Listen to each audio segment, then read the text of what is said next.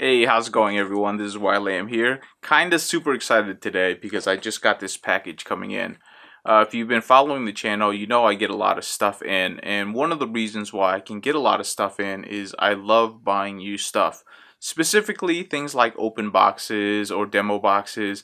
I buy a lot of that stuff to really save me some money. I also occasionally like to buy stuff that are really used so that I can save like 20 to 40% off retail price. So this is the kind of thing that I've been love doing lately.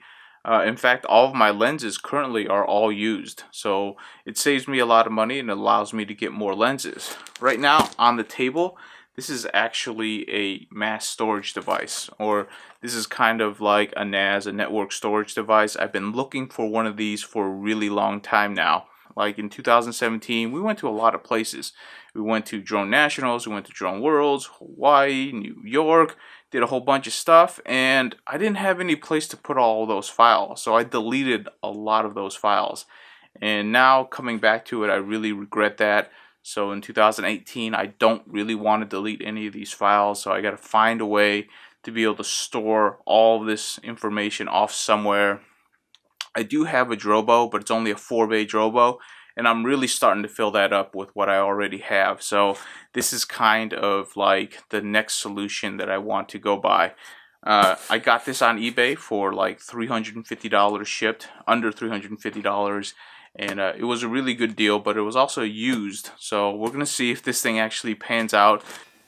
So this right here is what they call a Drobo. It's basically a mass storage device. As you can see in here, it can accept 8 hard drives for I think a total of like 42 terabytes or something like that. It'll take a while for me to fill up every one of these bays with a hard drive.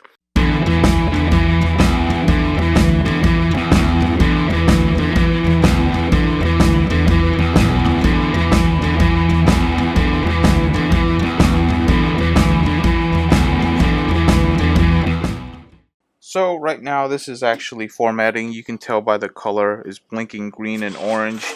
And if you look in here, it says do not remove drive, just because right now it's formatting these two partitions to make sure that it can be redundant. So if one of these drive fails right now, I could pop in another one and it would rebuild that drive. Alright, so while that's building, I do want to continue on with the discussion about buying used equipment.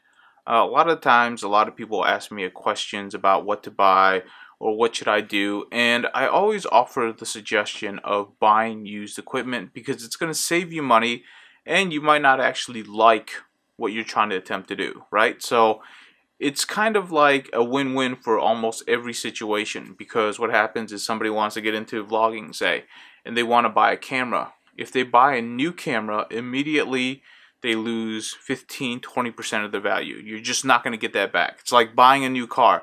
Soon as you drive it off the parking lot, you just lose value.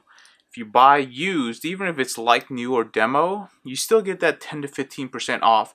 And if you don't like it, if it's like new, you can just go on eBay and sell it off, and then take another 5-10% hit because eBay takes it out on you on fees. But you can still do that and it'll save you a lot of money. And that's the advice that I give to everybody, but like people like to buy new.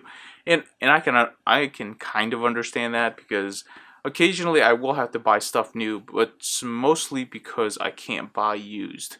What I would encourage people to do, and it's what I do for camera equipment almost all the time, like I said, all of the lenses that I currently own, all of them are used. I never bought one, or I have not bought one of them that was brand new that I've kept. When I first got into photography, I bought all my lenses new, and it was expensive, but I kept them for a very long time. I kept them in very good condition, so when I sold them off again, I still got, like 30% hit, but it still got the top end of used. What I would encourage people to think about is, if you buy new, especially if you buy really good premium equipment, you can buy that, and sometimes you'll get just as much back, or sometimes even more. Like occasionally, when I need something, I will wait, 3 to 4 months, and I will look at the market, and I will try to buy when it's cheapest. And like when you're buying used stuff, it kind of fluctuates. Sometimes it's on the expensive side, sometimes it's on the cheaper side. Like if a company just came out with a new camera body it's not a good time to buy lenses because people are going to be buying up used lenses. Sony right now is a good example. If you try to buy any of the Sony lenses, they're all super expensive because everybody's buying their bodies. It's not a good time to buy Sony. It is a good time to buy Canon lenses because a lot of people are selling off their Canon stuff. And the market has a lot of Canon lenses and they're all really good, and a lot of them are super cheap. So you should go and buy Canon lenses, maybe adapt it to your Sony body, something like that. Fuji lenses at a certain point, maybe 4 months ago, they were really cheap. Now they're expensive again. So it's not a good time to buy a Fuji lens. That's just the way it is.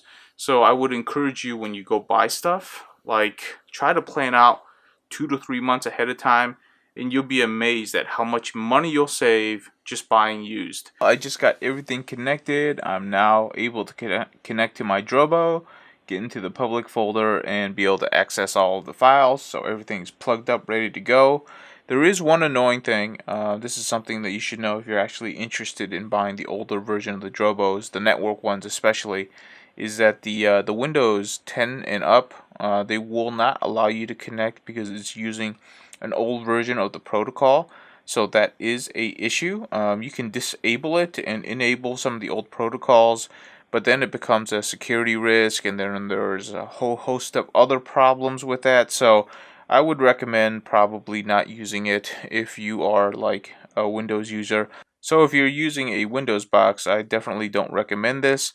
Unless, of course, you have an old Windows box that you can plug up to it, and then you can kind of use that as a proxy to get files in and out, which is another step that would be annoying, but it's all up to you. I personally will use my Mac, so I don't have any issues with that. But yeah, super happy with the results. I'm going to definitely use this to store a lot of files off. And if I need to use it on a Windows box, I'm just going to have to jump through some hoops, which is a little bit annoying, but it is what it is.